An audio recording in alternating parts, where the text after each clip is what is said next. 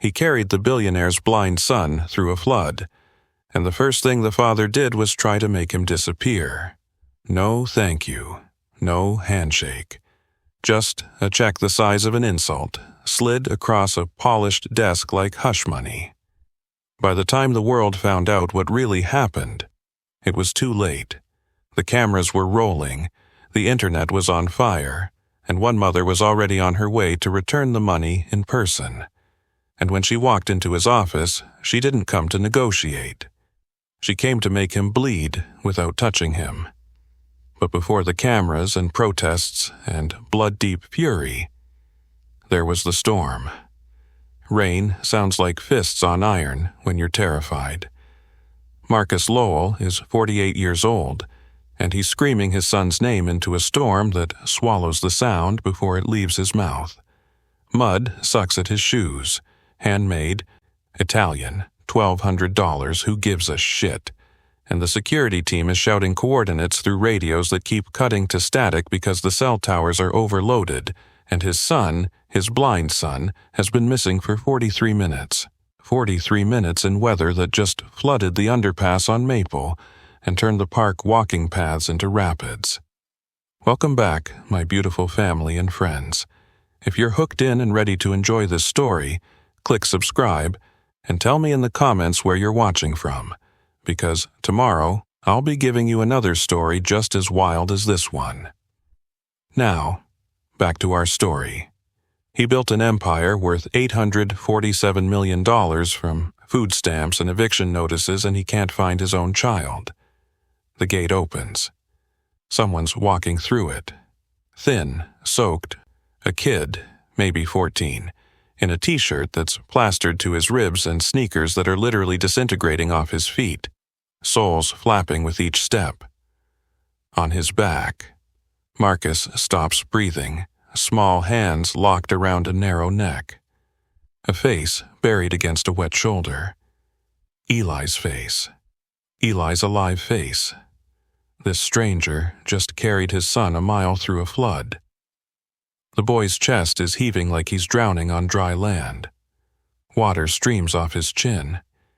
He looks at Marcus and there's no fear in his eyes, no pride, just exhaustion and something else Marcus can't name because he hasn't felt it in years. The boy says, he got lost. 4 syllables. Stated like fact. Like it's the most obvious thing in the world to run into a storm and carry someone else's kid to safety. Marcus's brain fractures into 2 paths. One path is gratitude so overwhelming it feels like choking. The other path is every survival instinct he's honed since childhood. Who is this? What does he want? What's this going to cost me? Guess which path wins. 3 weeks earlier, 2 boys met at a fountain. One of them was listening to water like it was sheet music. The other was watching pigeons land and scatter, wondering why they always came back to the same spot even when people kicked at them. Cut to an office building at midnight. Fluorescent lights buzzing over tile floors still wet from mopping. A woman on her knees scrubbing. In the hallway, outside the locked glass doors, her son sits with algebra homework balanced on a backpack, solving for X under a vending machine's glow. Cut to a music room in a 14-bedroom house where dust settles on a Steinway grand piano that hasn't been played since a funeral 3 years ago. A man stands in the doorway staring at it the way you stare at a car accident. Nobody connected these 3 moments. By the time they did, the damage was already done.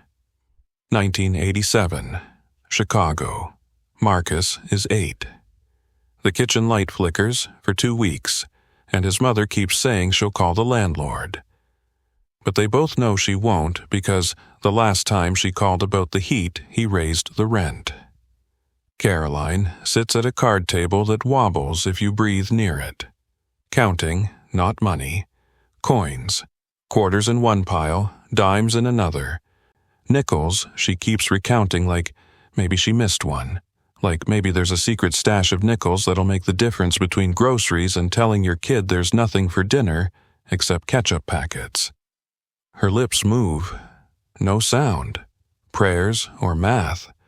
Marcus stopped being able to tell the difference 6 months ago. The refrigerator hums like it's dying, which it is. It has been for a year. Marcus knows what's inside without looking. Butter scraped down to the paper, milk that smells like it's turning, condiments stolen from fast food restaurants. His stomach hasn't stopped hurting since Tuesday. Caroline looks up, sees him. Her face does this thing where it tries to rearrange itself into something that isn't defeat. "Baby, why aren't you sleeping?" "I'm not tired." Lie. He's exhausted. But the exhaustion feels better than lying in bed listening to his stomach eat itself. She opens her mouth, closes it, opens it again. "We're gonna be okay, I promise you. You're gonna grow up and you're never—" Her voice cracks. She swallows it. "You're never gonna know what this feels like." Marcus doesn't say anything, but something happens in his chest. A decision that doesn't have words yet. A blueprint drawn in anger and fear and love all twisted together. "I will burn the world down before I ever count coins at a card table again."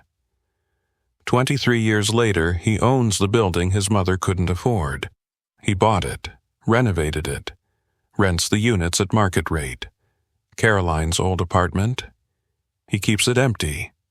He doesn't know why. Cut to 2019.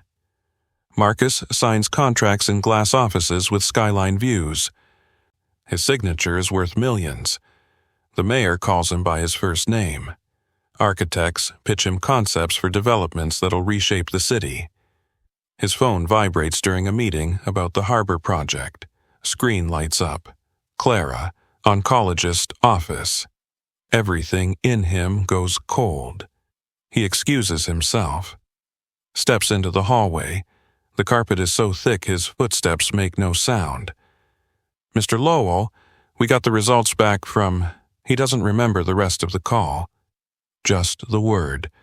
Metastasized.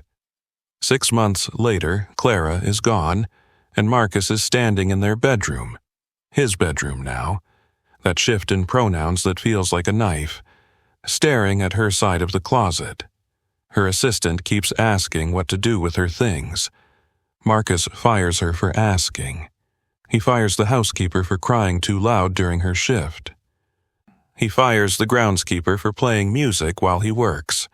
Then he calls a security company and has them install cameras. Motion sensors. A gate system with facial recognition. If he can't control death, he can control everything else. The logic makes perfect sense at 3 a.m. when grief feels like drowning.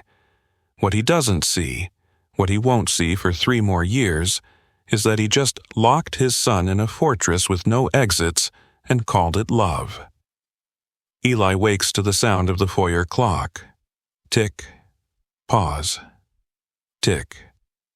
Exactly 1.3 seconds between each one. He's measured. Has measured everything in this house because, when you can't see, sound becomes architecture.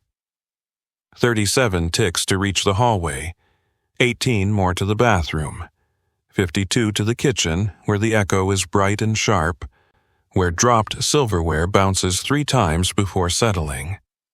He gets dressed by texture. This shirt is cotton, soft, probably blue, because his mom used to say blue looked good on him.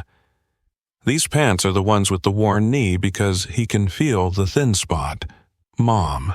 He doesn't remember her face. Hasn't been able to picture it since he was 7, since the visual memories finally faded completely, and all he had left were sounds and smells and the ghost of her bracelet clicking against piano keys. She used to play in the music room, jazz standards, always off-key, humming while she folded laundry. The bracelet would hit E-flat when she reached for the pedal. Then A, then E-flat again. He could map her movements by sound. Now the music room just swallows noise. Heavy, quiet. Like speaking underwater. His caregiver, Patricia, nice enough, talks to him like he's 6, knocks twice before entering. She always knocks twice. Exactly twice. Morning, Eli. Your father left a note. Tutoring at 9, then Dr. Chen wants to discuss the new mobility tech, then where is he? Conference call. Singapore, I think. He said he'd try to call at lunch. He said that yesterday. Silence, the kind that means she agrees but won't say it. He's doing his best, sweetheart. Eli doesn't respond because what's the point? His father is doing what he's always done since Mom died. Building walls, buying solutions, installing systems, hiring people to do the actual work of being present. Eli doesn't need smart home systems that announce when he's near a door. He needs someone to sit next to him and not treat every conversation like defusing a bomb. Later, the park, Patricia brings him twice a week. Outdoor time, she calls it, like he's a plant. She sits 10 feet away, doing something on her phone. He can hear the soft taps, while Eli sits on a bench near the fountain listening to water hit stone. Someone sits down next to him, closer than adults sit. No warning. You just sit here? Listening? A boy, sounds about his age. Curious but not careful. Voice with rough edges like he hasn't learned to sand them smooth yet. Eli turns towards the sound. Yeah, you just watch? Pause, then laughter. Real laughter. Not the polite kind adults give him. Okay, fair. Something metal scrapes concrete. His cane. Eli didn't realize it had slipped. The boy picks it up, hands it back. Here, you dropped your sword. Eli grins before he can stop himself. Thanks. I'm Jalen. Eli. They sit in silence. Not awkward, just there. Patricia calls from across the path. Time to go, Eli. Jalen stands. You here on Thursdays? Usually. Cool. He walks away and Eli can track him by footsteps. Uneven, favoring his left foot slightly, sneakers that sound like they're falling apart. 3 weeks ago. That's all it was. 3 weeks since a stupid joke about a sword rewrote everything. Because the thing about friendship, real friendship, not the kind you can hire or schedule, is that it doesn't ask permission. It doesn't check credit scores or security clearances or which side of town you're from. It just happens. And sometimes it saves your life, sometimes literally. Thunder rolls in the distance. The storm that's coming will flood the east side in 47 minutes, but right now, Eli is smiling. 3 weeks of Thursdays at that fountain. 3 weeks of a friendship Marcus doesn't know exists. 3 weeks before everything breaks open. Across town, in an apartment where the windows don't quite close and the heat only works on Tuesdays, Jalen's mother is teaching him something Marcus Lowell forgot the day he got rich. Some debts can't be paid with money. Some promises require blood. Jalen's world doesn't have security gates. It has something else. Denise Carter's alarm goes off at 4:47 a.m., not 4:45, not 5 o'clock. 4:47, because that's exactly how much time she needs to shower, dress, wake Jalen, make sure he eats something that isn't sugar, and catch the 6:12 bus that gets her to the Riverside office complex by 6:55. 5 minutes before her shift starts. She's never been late. Not once in 11 years. The apartment is cold. Heat only works 2 days a week, and this isn't one of them. She can see her breath while she fills the kettle. Water takes 3 minutes to boil on the electric burner that only has 2 working settings, off and volcanic. Jalen's door is cracked open. She can hear him breathing. 14 years old, and he still sleeps like he did as a baby. One arm thrown over his head, completely trusting that the world won't hurt him while he's unconscious. She wishes that were true.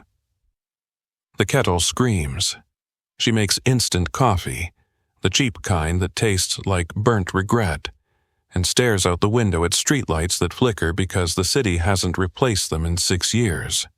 Her hands ache, always ache. Scrubbing floors does that. The industrial cleaner they use at the office complex eats through the cheap gloves they provide in about 40 minutes. So by hour 3 of her shift, she's working bare-handed, skin cracking at the knuckles, under the nails. She doesn't complain. Complaining gets you replaced. Mama? Jalen stands in the doorway in a t-shirt with a hole near the collar and sweatpants that are 2 inches too short. Growth spurt. 3rd one this year. She needs to find time to hit the thrift store on Maple, see if they have anything in his size. Morning, baby. You eat? Not hungry. That wasn't a question. He grins, moves to the cabinet, pulls out the cereal box, shakes it. Quarter full, maybe. We got milk? Check the date first. He does, sniffs it, makes a face. I'll eat it dry.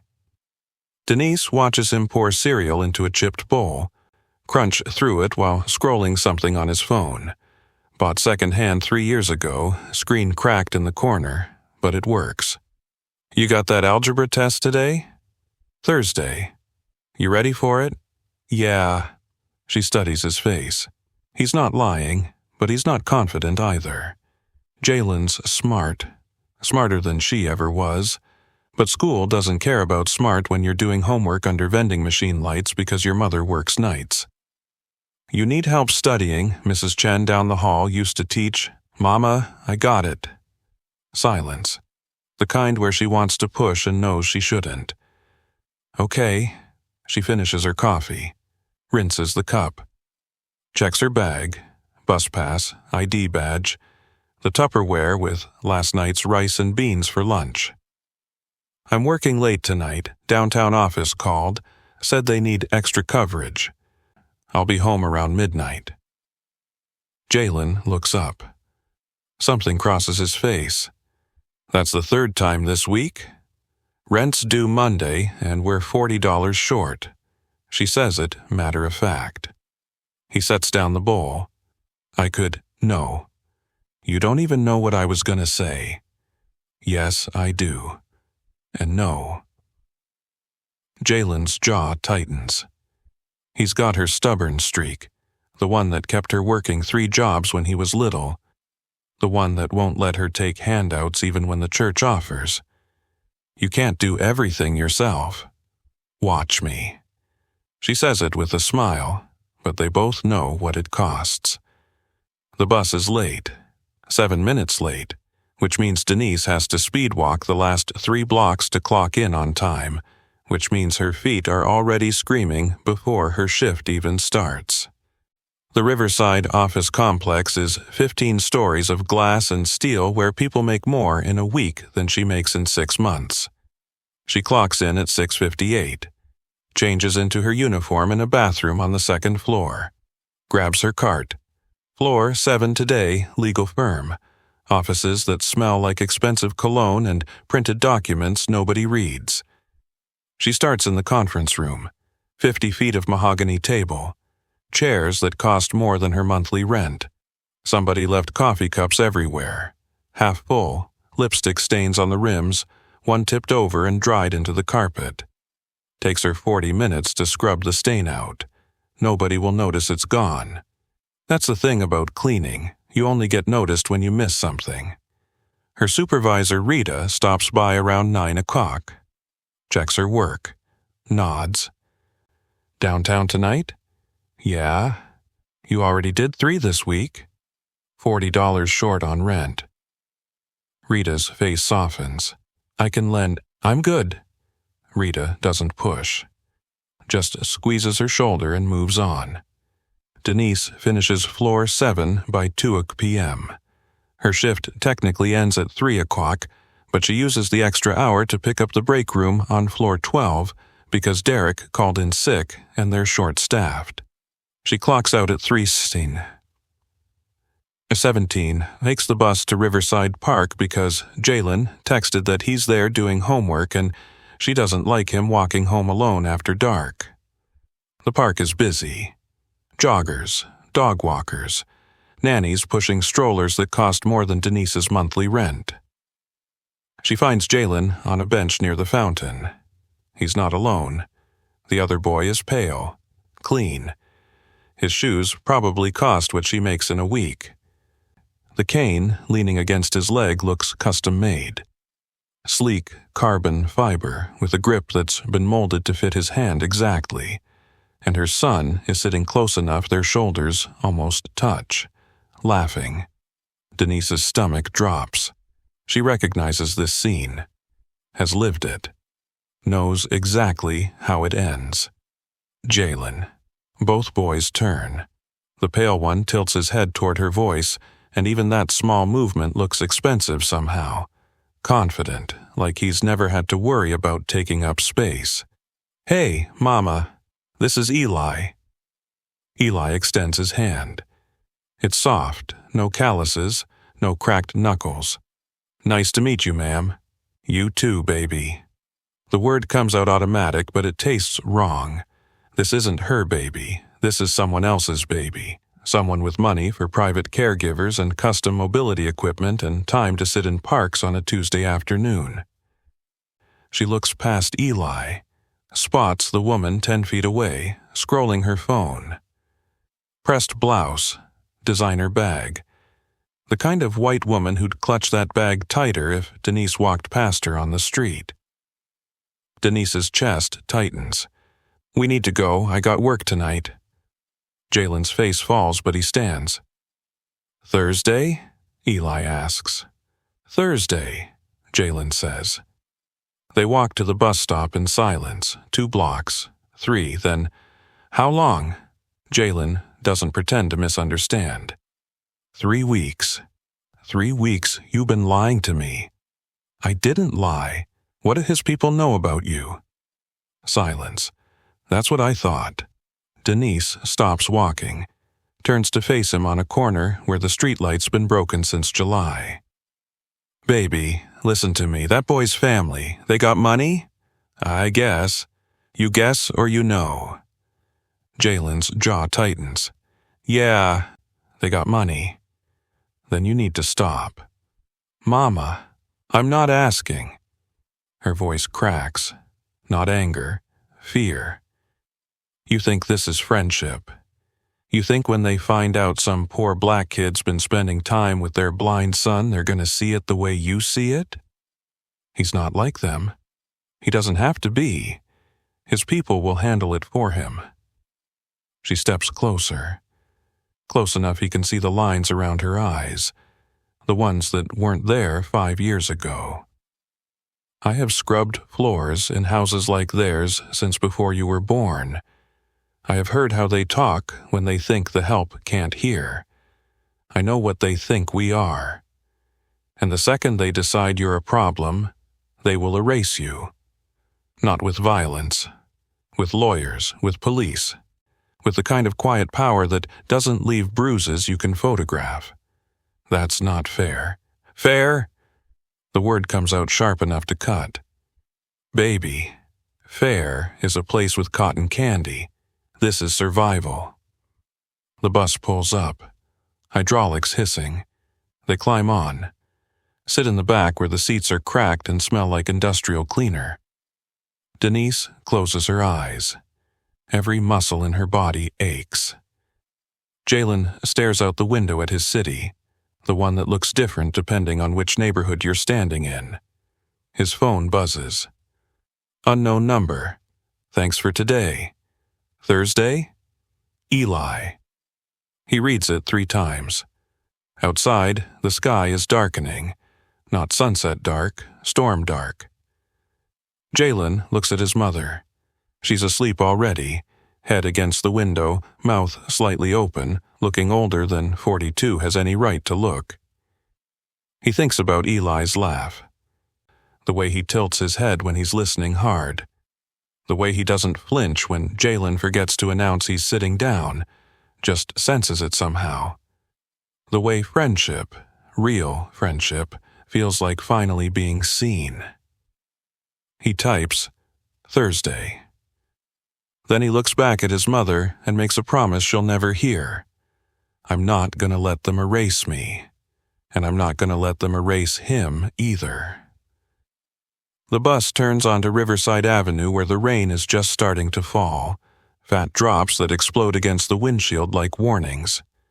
In 3 weeks, that rain will become a flood, and Jalen will have to choose between his mother's fear and his own courage, between safety and friendship, between the way the world is and the way it should be. He doesn't know that yet. Right now, he's just a 14-year-old kid with torn sneakers, watching his city disappear in the rain. But some choices don't wait for you to be ready. They just arrive. Thursday comes with clouds that sit low and heavy like a threat. Eli hears them before anyone else does. Thunder still miles away. A low rumble that most people mistake for trucks on the highway. But he's learned to read weather by sound, and this sound means trouble. Patricia drives him to the park anyway. "Just an hour," she says, like she's doing him a favor. "Your father wants you home before dinner. He's actually going to be there tonight." Eli doesn't respond. His father being home for dinner is like promising snow in July. Technically possible, but not worth counting on. The fountain sounds different today, agitated, the water hitting stone in sharp bursts instead of its usual rhythm, wind pushing it sideways. Eli sits on their bench, waits. Jalen's late. 5 minutes. 10. Patricia shifts on the bench behind him, sighing the way adults do when they're annoyed but trying to hide it. 15 minutes. Then footsteps, running, out of breath. Sorry, bus broke down on 5th. Jalen drops onto the bench next to him, closer than Patricia probably likes, breathing hard. "You okay?" Eli asks. "Yeah, just..." Jalen's voice drops lower. "My mom knows. About us." Eli's stomach tightens. What did she say? Doesn't matter what she said. But it does matter. Eli can hear it in the way Jalen's voice has edges it didn't have last week. "She tell you to stop coming?" Pause. "Yeah." "You can listen." Longer pause. "No." Something loosens in Eli's chest. He didn't realize how hard he was bracing for a different answer. Thunder rolls closer. The kind you feel in your ribs. "Storm's coming," Eli says. "Yeah." They sit in silence. The fountain keeps spitting water sideways. Wind picks up, carrying the smell of rain that hasn't fallen yet. Patricia's phone rings. Eli hears her stand, walk a few feet away. "Yes. No, we're at the park. What? When?" Her voice shifts. Stress. "I understand. Yes. I'll bring him now." She walks back over, heels clicking on concrete. "Eli, we need to go. Your father needs me at the house. Something about the security system. It's gonna rain. Then we'll beat it home." Eli stands, unfolds his cane. "Thursday?"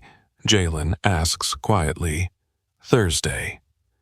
Patricia's already walking toward the parking lot. Eli follows the sound of her heels, counting steps. When she calls back, "Eli, hurry up. I don't have time for..." Thunder cracks, loud, close, and the sky opens. Not gradual, not polite. The kind of rain that goes from nothing to drowning in 30 seconds. Eli hears Patricia shriek, hears her heels running toward the car. "Come on!" He moves faster, cane sweeping. But the path is flooding already, water ankle-deep and rising. "Eli!" Patricia's voice is farther away than it should be. The rain is so loud he can't orient himself, can't hear the fountain, can't hear the parking lot, can't hear anything except water hitting everything. His cane catches on something. He stumbles, catches himself. "Patricia!" No answer. The rain swallows his voice. His heart starts hammering. The path should be here. The parking lot should be 30 feet straight ahead. but the rain is rewriting his map, drowning all the landmarks he uses to navigate. Thunder again. Closer. He takes 3 more steps and his cane hits nothing. Empty space. The edge of something. He stops. Reaches forward with his foot. Water. Moving water. The drainage ditch that runs along the east side of the park is flooding, and he's standing right at the edge of it. 1 more step, and he's in. "Patricia!" His voice cracks. Someone grabs his arm. Eli swings instinctively, connecting with nothing. "Whoa! Whoa! It's me, it's Jalen." Eli's knees nearly give out. "I can't find Patricia. I can't, the path. I know.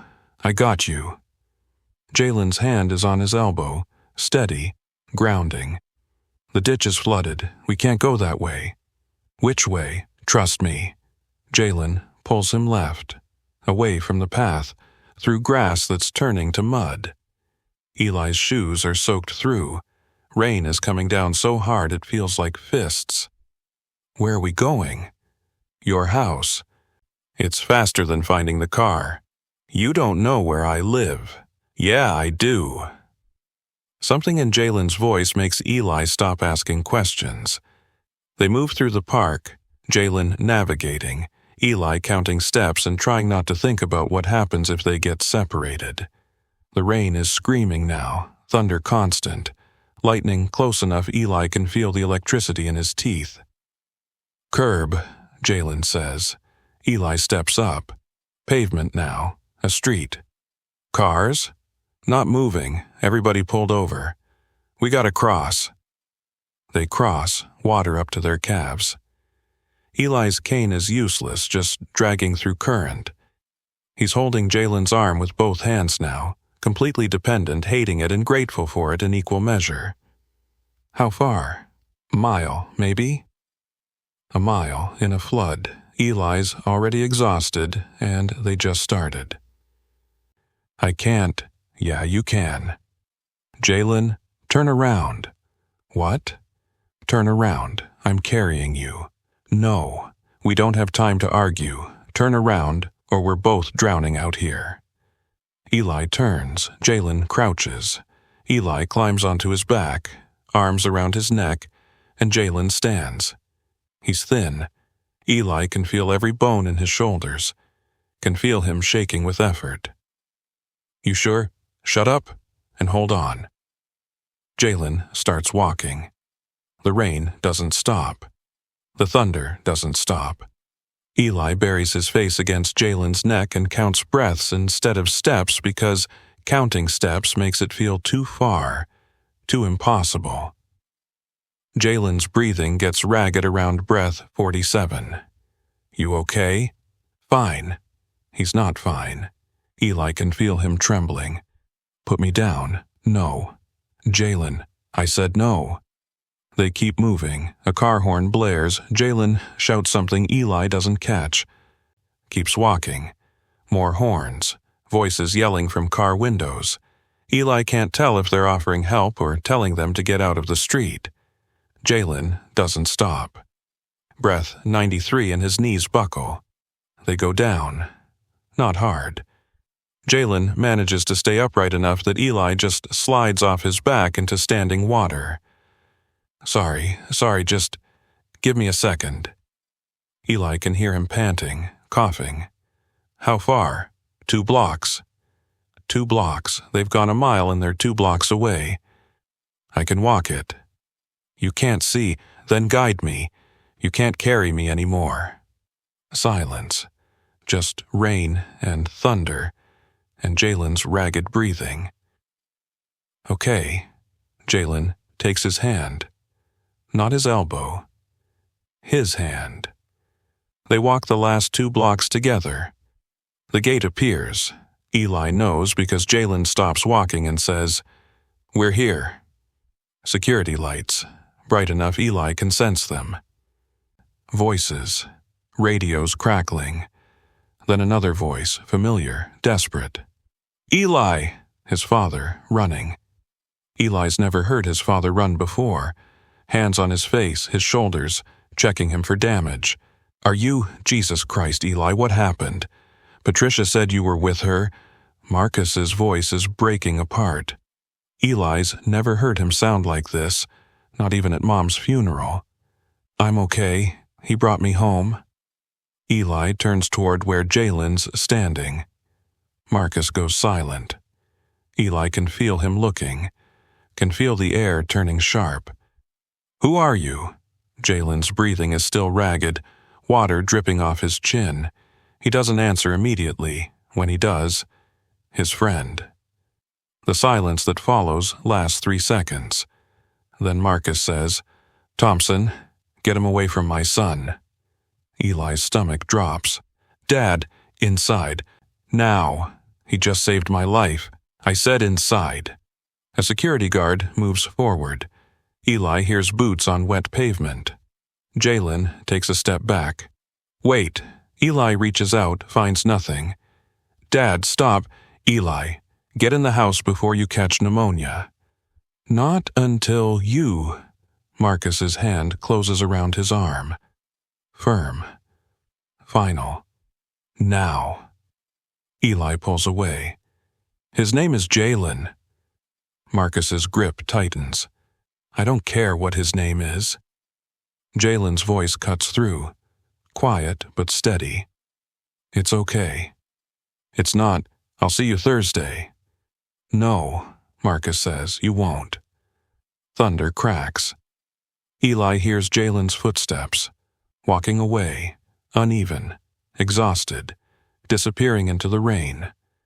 Marcus pulls him toward the house. Eli's shaking, not from cold. "He carried me a mile through a flood and you didn't even say thank you." "I'll send his family a check." Eli stops walking, plants his feet. "What?" "You heard me. He doesn't want your money. Everyone wants money, Eli. The sooner you learn that, the better." Marcus pulls him through the door.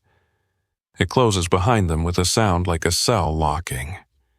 Eli stands in the foyer, dripping water onto marble that cost more than Jalen's entire apartment building.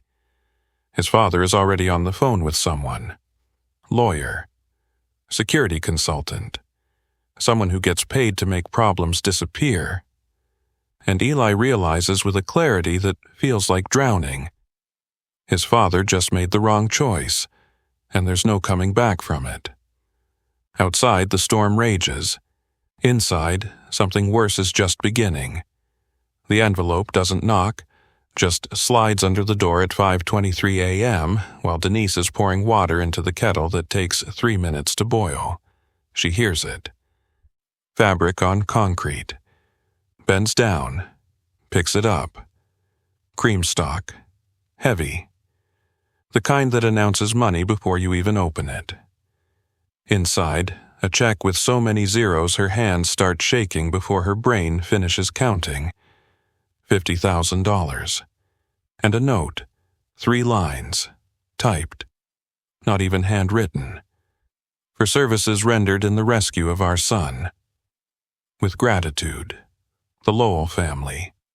Services rendered. She reads it again. Services, like Jalen, fixed a sink. The kettle screams.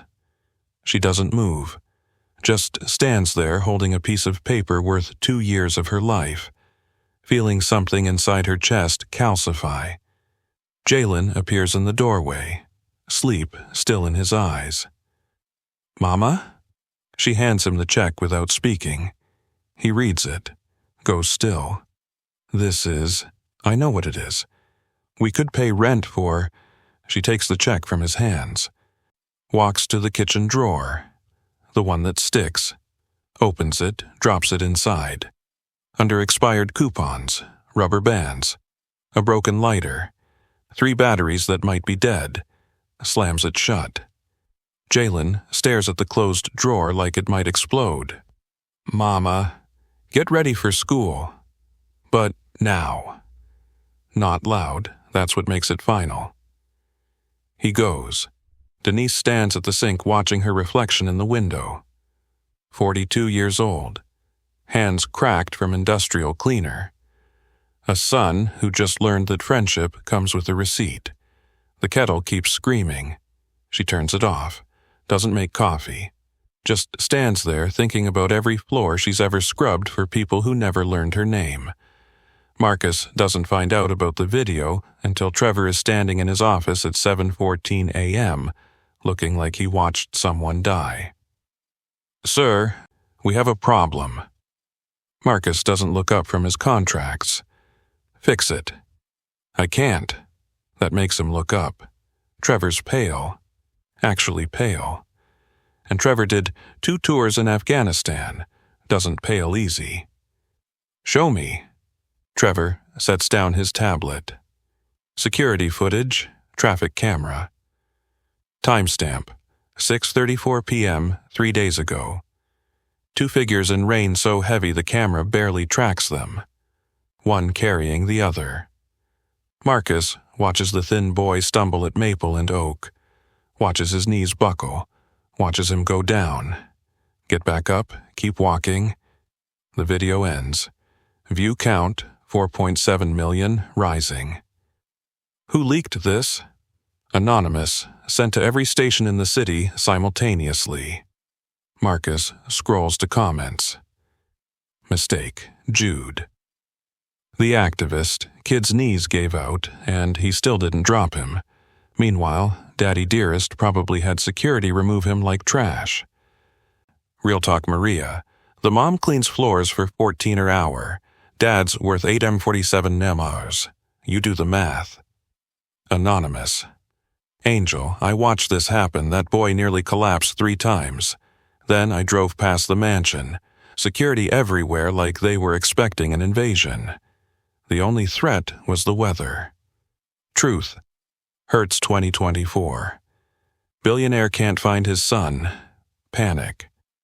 Poor kid returns him safely. Pay him off and forget he exists. Marcus's jaw locks. Get PR, statement, something. Sir, now. Trevor doesn't move. What? You already sent money. I know. 50,000. I'm aware. They didn't cash it. Silence. Marcus looks up sharp. What? Bank called. Check hasn't cleared. 3 days. Then they're consulting advisors, or they don't want it. The words hit like cold water. Marcus stands. Walks to the window overlooking the city he built from poverty and rage. Everyone wants money. Not always. Then what? Trevor's silent too long. Marcus turns. His assistant is looking at him differently, like seeing him for the first time. Trevor leaves without another word. Marcus stands alone, watching his city wake up. Somewhere in it, a boy is about to pay for Marcus's inability to say thank you without writing a check. The reporters find Jalen at 11:47 a.m. He's cutting class. Couldn't sit through algebra while his phone detonates with strangers debating his worth. He spots the vans 2 blocks out. Turns around. Too late. Jalen Carter. Blonde, 30s. Teeth like bleached bone. Channel 7 microphone. Cameraman already rolling. Just a few questions. No. The public deserves. I don't care. She matches his pace. Heels clicking concrete. Did Marcus Lowell compensate you? Faster. Sources confirm he sent. He stops. Turns. Camera 3 feet from his face. You want a story? His voice shakes. I carried my friend home because that's what you do. Not for cameras, not for money, because he needed help. Now you've published my address, my school. My mom can't walk to the bus without getting hunted, and you want to know about compensation. Her smile doesn't crack. So you're confirming the family offered payment. He pushes past. Not violent, just through. Camera catches it anyway. That night, hero or hothead. Teen gets aggressive. When asked about reward money, split screen. Him pushing past. His face, young, scared, furious. Comments pour in like sewage. Concerned, Mun88. Why's he so defensive if there's nothing to hide? Justice for all. Maybe because you're stalking a child. Proud, American, turned 76. Attitude problems. Typical. Speak truth now. White America really just called a 14-year-old aggressive for not wanting to be ambushed on camera. The country fractures along every fault line it's been pretending doesn't exist. Race, class, gratitude, deserving. Jalen just wanted a friend. Now he's a debate topic. Eli watches the video at 9:47 p.m. Door locked. Father's voice downstairs. Lawyers, consultants, people paid to make problems disappear. He watches Jalen flinch when the microphone invades his space, watches him try to disappear. Fail. This is Eli's fault. He calls, 4 rings. What? Not a question. A wall. I saw. Congratulations. Jalen, know what's worst? His voice trembles. Not the cameras, not even the stalking. It's your dad thinking money fixes this. Like I'm a plumbing problem, a thing he can solve by throwing cash at it. He doesn't. $50,000, Eli. Know what that number says? Says my friendship has a price. Says I'm the help. Says I should be grateful he noticed me existing. That's not. Then what? Explain. Because I'm looking at a check we desperately need that my mom won't cash because taking it means agreeing I'm for sale. Eli's throat closes. I'm sorry. Sorry doesn't unpublish my address. Sorry doesn't erase the cameras. Sorry doesn't fix my mom working 3 night shifts in a row because she's too proud to take money for basic human decency. I don't know what. Nothing to do. You're in your fortress. I'm in my neighborhood with news vans. There's a wall between us built from dollars and fear and your father's belief that everything has a price. I'm exhausted, Eli, tired of pretending that wall isn't real. So, we're done? Silence. Long enough, Eli thinks the line died. Then, I don't know. Click. Dial tone. Eli sits in darkness in a room 3 times the size of Jalen's apartment. His mother tried to teach him something before cancer stole her voice. He's finally starting to understand what. By midnight, protesters fill the street outside Marcus's building. 50, then hundreds. Signs, chants, camera flashes turning night into something hostile and bright. Your wealth can't buy decency. Say thank you like a human. Eli's alive because of Jalen. 800 or said enough him for a check? Marcus watches from his window. Trevor's gone. Security's locked down. Building sealed. Still, they chant. Phone rings. Unknown number. He almost ignores it. Answers. Mr. Lowell? Woman. Tired. Familiar somehow. Denise Carter, Jalen's mother. Marcus goes rigid. I'm returning your check. That's not asking. Tomorrow, 9 a.m., I'm walking into your office, handing back your insult. Saying something you need to hear, you'll listen, won't interrupt. Then I leave, and you never contact my son again. Clear? Marcus's knuckles whiten around the phone. Miss Carter, clear? Beat. Yes. 9 a.m. Click. Marcus stands alone above a city that suddenly feels too big and too small at once. Below, chanting that won't stop. Above, his son crying in a room Marcus hasn't entered in weeks. Across town, a woman who earns $14 an hour preparing to teach a billionaire what his own mother couldn't. The check sits in a drawer between garbage and forgotten things, uncashed. Tomorrow it comes back. Denise walks into the Lowell building at 8:53 a.m., 7 minutes early. Because showing up on time means arriving before the person who thinks their clock matters more. The lobby is marble and silence, the kind of quiet that costs 6 figures to install. Her work sneakers squeak on the floor. The receptionist looks up. 23 maybe. Highlighted hair. Nails that have never scrubbed tile grout. "Can I help you?" Marcus Lowell, he's expecting me. The smile thins. "Your name?" "Denise Carter." Recognition flashes. She's seen the news, knows exactly who this is. Phone call, whispered, hangs up. 30th floor. Denise takes the elevator that doesn't make sound. Just numbers ascending like a countdown. Doors open. Trevor's waiting. Pressed suit. Tight smile. "Miss Carter, this way." Down a hallway lined with framed photographs of buildings Marcus owns. His empire in glass and steel. Employees glance at her. Look away quick. She knows that look, the "what's the cleaning lady doing on the executive floor" look. Trevor stops at double doors. Knocks twice. "Come in." Marcus Lowell sits behind a desk the size of her kitchen. Behind him, windows. The whole city. Like he purchased the view. He stands, extends a hand. She walks past it. Sets an envelope on his desk. His check. Folded. Creased from 3 days buried under garbage. "Miss Carter, I don't think this is—" "You agreed to listen, so listen."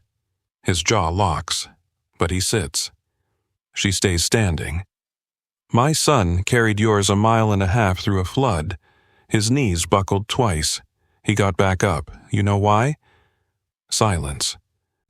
"Because that's what people do. You don't invoice courage. You don't check someone's credit score before helping them. You just help." She taps the envelope. "This? This says you don't understand the first thing about gratitude. This says you think thank you comes with a dollar amount. This says my son is a problem you can solve by writing a check and forgetting he exists. I was trying to show appreciation. You were trying to make him go away." Marcus's knuckles whiten on the armrest. $50,000 is more than what? More than he deserves? More than you think people like us should get? Her voice drops, cold. "Let me tell you what $50,000 means to me, Mr. Lowell. It means 2 years of rent. It means my son could go to college. It means I could stop working 3 jobs and maybe see a doctor about the pain in my back that wakes me up every morning." She leans forward. "And I still won't touch it. You know why?" Marcus doesn't answer. "Because taking your money means agreeing that friendship is for sale. It means teaching my son that dignity has a price. It means looking in the mirror and seeing what you see when you look at people like me, a transaction.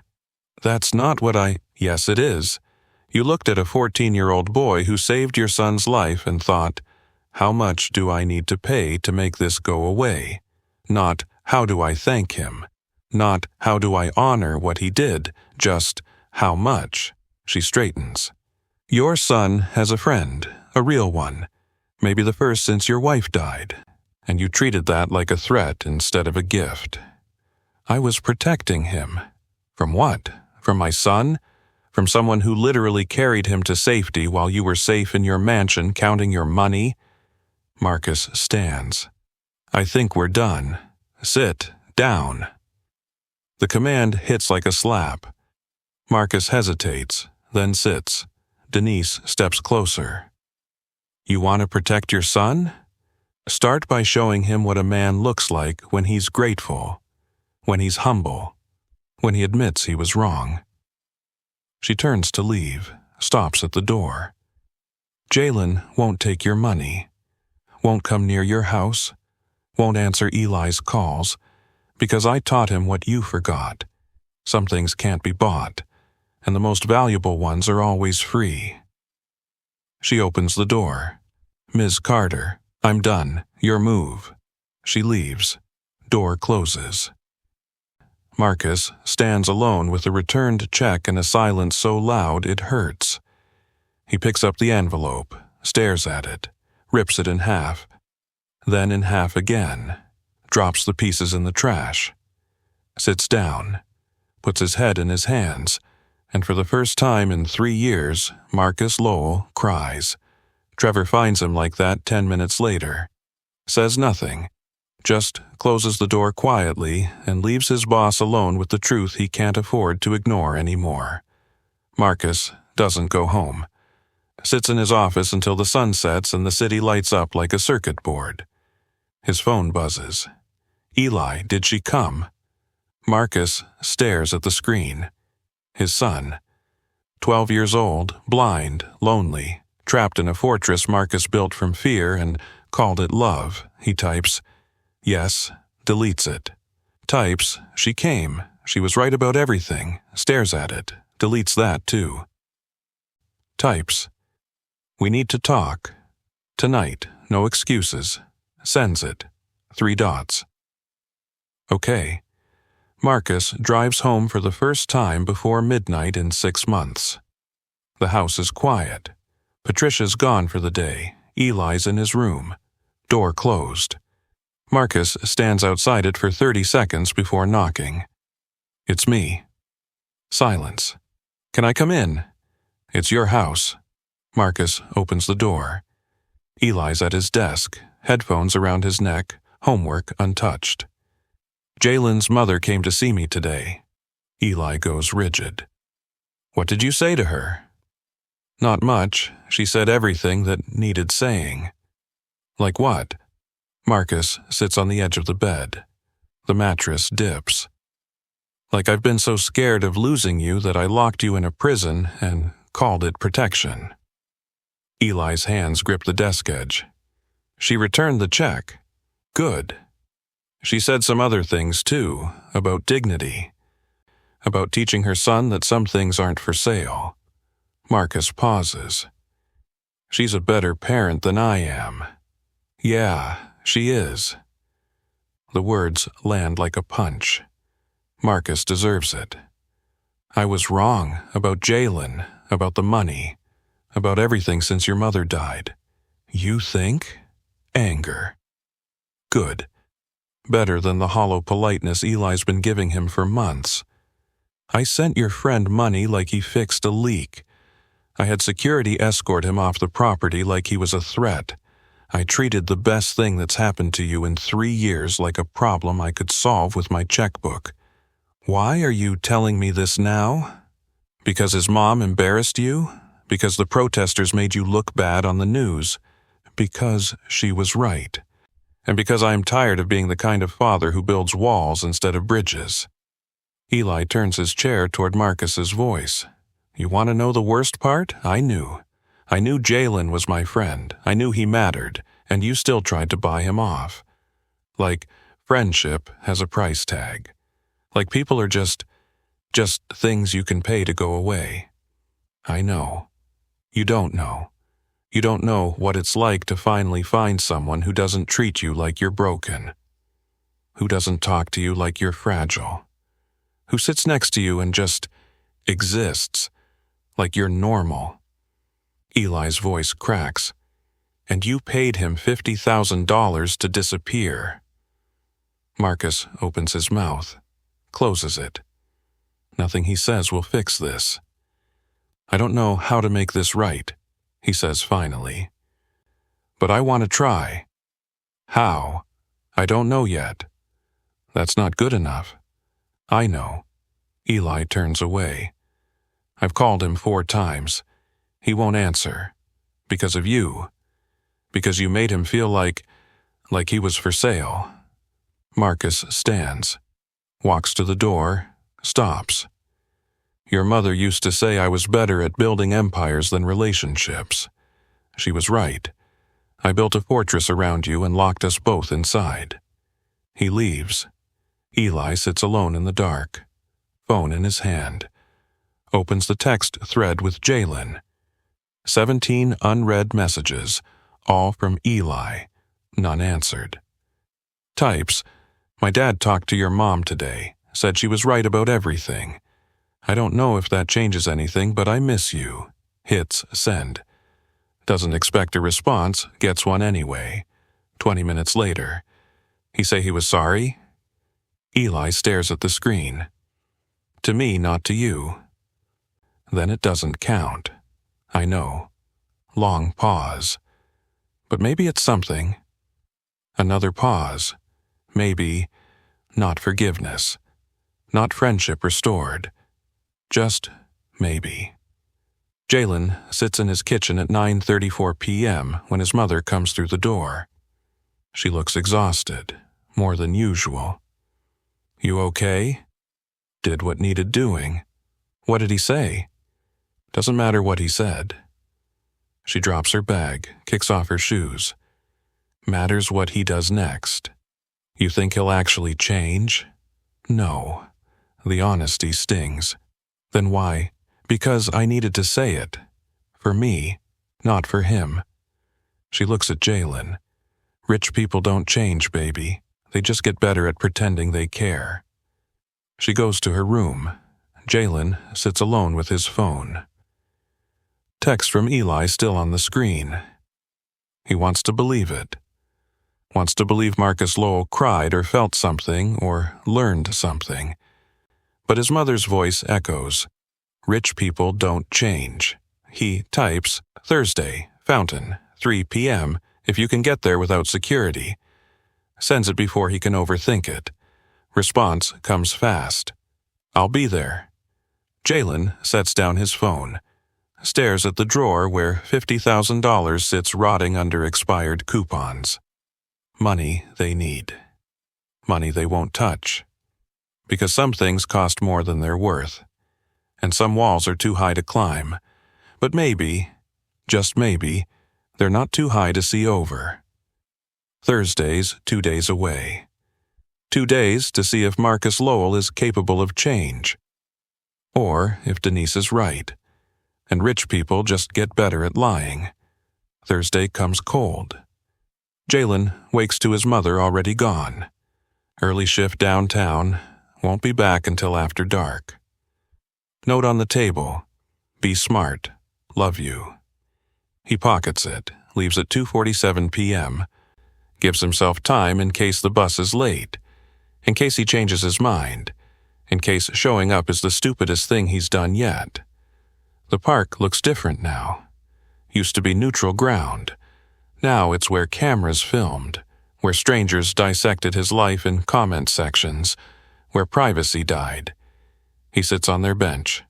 Waits. 2:58 p.m., 2:59, 3 o'clock, nothing. He pulls out his phone. No messages.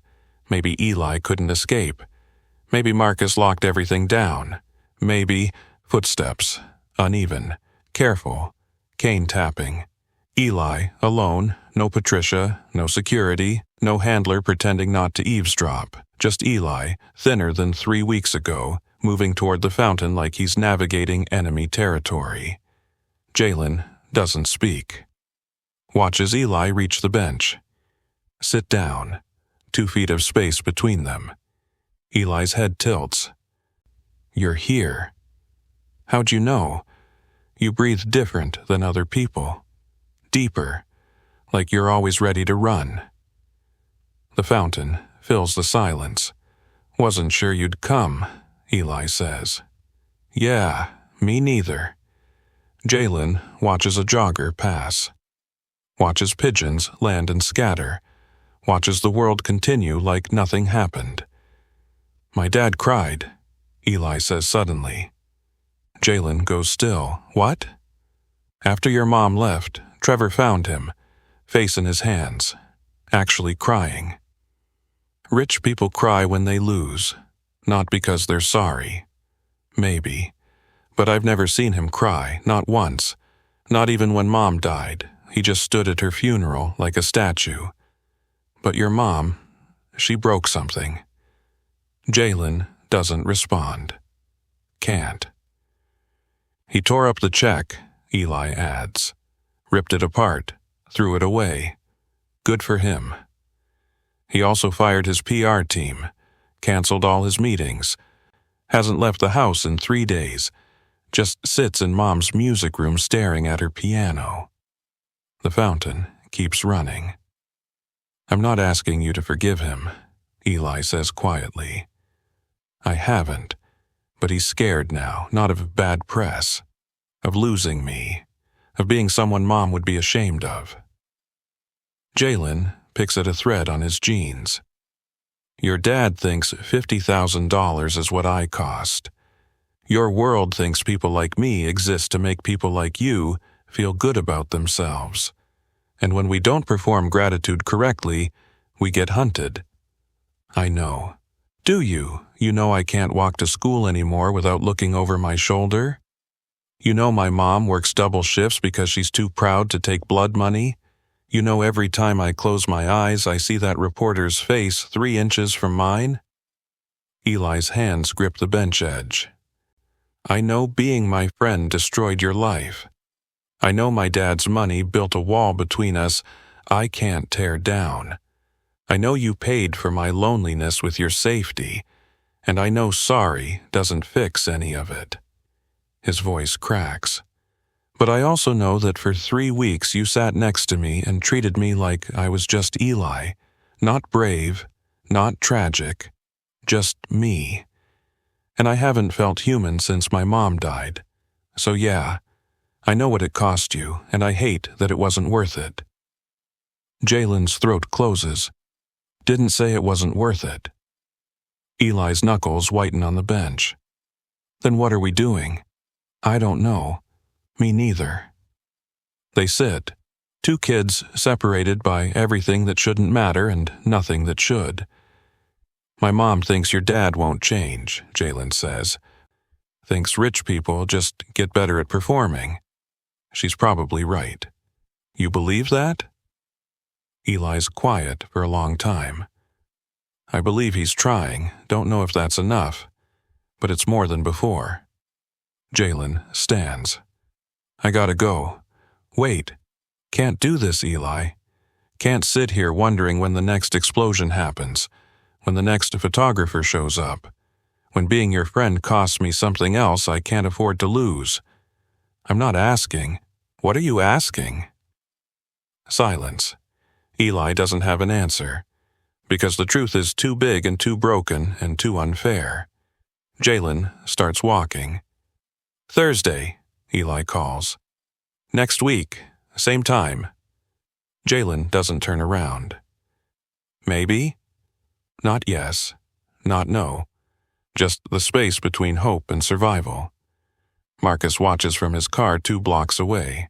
Promised Eli he wouldn't follow. Lied. Not because he doesn't trust Eli, because he doesn't trust himself not to destroy this too. He watches Jalen walk away. Watches Eli sit alone, shoulders hunched, head down. His son is crying. Marcus can tell from 50 yards. Every instinct screams to fix it, solve it, make it stop. For the first time in 3 years, Marcus does nothing. Just sits in his car watching his son break in public because that's what happens when you try to buy people instead of knowing them. 20 minutes pass. Eli stands, walks toward the parking lot, gets in without speaking. They drive home in silence so thick it suffocates. Marcus pulls into the driveway. Eli opens the door. He's not coming back, is he? Marcus asks. Eli pauses, half out of the car. Would you, if you were him? Doesn't wait for an answer. Goes inside. Marcus sits alone in his driveway in a car that costs more than most people's houses, and understands something he should have learned 30 years ago. Money doesn't fix everything. Sometimes it just makes the breaking more expensive. He goes inside, straight to Clara's music room, sits at the piano, stares at the keys like they're evidence of a crime. His phone buzzes. Trevor. Board meeting pushed to tomorrow. They're not happy about the cancellations. Marcus types, don't care. Sir, they're threatening. Let them threaten. I'm done performing. He sets down the phone, puts his fingers on the keys, presses E-flat. The note hangs in the air. He presses A, back to E-flat. Clara's bracelet pattern. The sound she made when she was happy. His hands are shaking. He plays it again and again. Not music, just 2 notes repeating like a prayer. Upstairs, Eli hears it through the floor. Stops crying, listens. His mother's sound, his father's hands. It's not forgiveness, but it's something. Denise gets home at 11:52 p.m. Finds Jalen at the kitchen table. Homework untouched. Phone dark. You went. Yeah. And? I don't know. She sits across from him. Doesn't take off her coat. Too tired. He show? Yeah. Alone. That mean something? Maybe. Or maybe his dad just got better at hiding the cameras. She studies his face. You going back? Don't know. Every time I get close to him, something explodes. What's next? What else do I lose just to have a friend? Then don't go back. Jalen looks up. Just like that? Just like that. You don't owe him anything. Not friendship, not forgiveness, not another Thursday. You get to choose. What would you choose? She's quiet. Then, I'd choose whatever lets me sleep. Right now I sleep fine knowing I gave that man his check back and told him the truth. What he does with it isn't my problem. But Eli's my friend. Is he? Or is he a kid you met 3 times who got you dragged through hell? Jalen's jaw tightens. That's not fair. Fair doesn't exist, baby. You carried that boy through a flood and his daddy paid you like hired help. You want to keep signing up for that pain? Your choice. But don't do it because you feel sorry for him. Do it because he earns it. She goes to her room. Jalen sits alone with his phone. Opens the text thread. Eli's last message. Thursday, next week. Same time. His response, maybe. He stares at the word. Types, your dad crying doesn't undo what he did. Deletes it. Types, I miss how things were before. Deletes that too. Locks the phone. Goes to bed without deciding anything. Because some choices don't get easier just because you wait. Marcus makes calls Tuesday morning. Not to PR, not to lawyers, to people he's ignored for years. Rita Rivera, Community Center Director, East Side. Ms. Rivera, Marcus Lowell. Silence, then, I know who you are. Your funding request, the one my office rejected 4 times. I'm approving it, full amount, no strings, no press, just money. Longer silence. Why now? Because I've been a coward and I'm tired. That's supposed to make me grateful. No, just the truth. Send the paperwork. I'll believe it when the check clears. She hangs up. Second call, scholarship fund. Third, housing initiative he killed because it affected property values. Fourth, his board. I'm delegating, not resigning, but stepping back. Fight me if you want, otherwise accept it. Marcus, this is irregular, I know. Get used to it. Hangs up, sits in his empty office. No meetings, no calls, no deals, just time. He doesn't know what to do with it. So he goes home at 2 p.m. First time he's left early in 11 years. Finds Eli in the music room, sitting at the piano, not playing. You're home, Eli says. Yeah, why? Didn't have anywhere else to be. Eli's head tilts toward him. He texted, said maybe, not yes, maybe. That's something.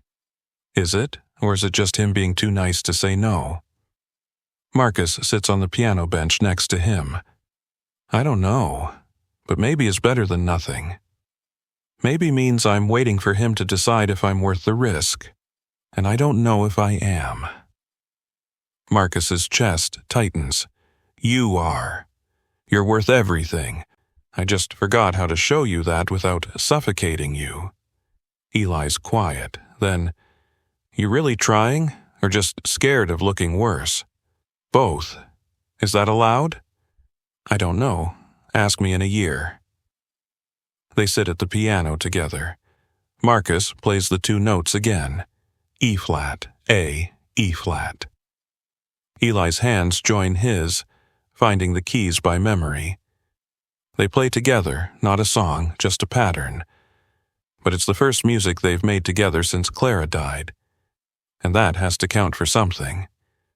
Thursday comes again. Jalen gets there at 2:56 p.m. Eli's already waiting, sitting on their bench, alone. Jalen sits down next to him. Close this time.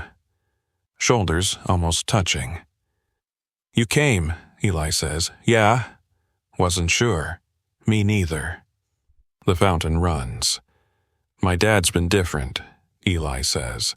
Approved funding he's blocked for years. Left work early for the first time ever. Played piano with me. That's supposed to erase what he did? No, just telling you what's happening. Jalen watches the water. My mom still thinks he's faking. Maybe he is. But if he fakes it long enough, maybe it becomes real. That's not how people work. Maybe not, but it's how change works. They sit. The city moves around them. Nobody recognizes them today. Nobody cares. Just two kids on a bench. I missed this, Eli says quietly. Yeah. Can we do it again? Without everything catching fire? Jalen's quiet for a long time. Then, don't know. But I'm here. That's all I got right now. Eli's hand moves across the bench, finds Jalen's, squeezes once, lets go. Thursday? Eli asks. Thursday. They sit until the sun drops and the park empties. When they leave together. Walking to the edge where Marcus's car waits, visible this time, not hiding, and where the bus stop sits 50 yards in the other direction.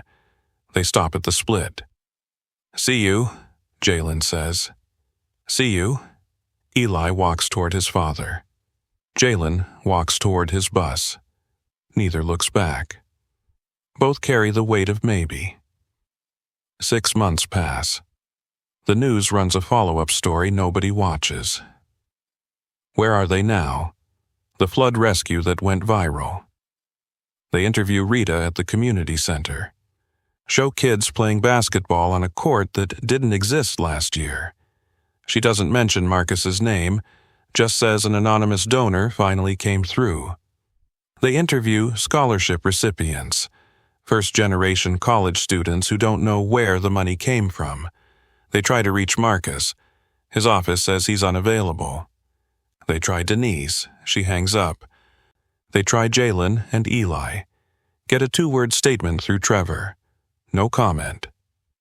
The segment runs for 4 minutes at 6 p.m. on a Tuesday. By Wednesday, nobody's talking about it anymore. Thursday, 2:58 p.m.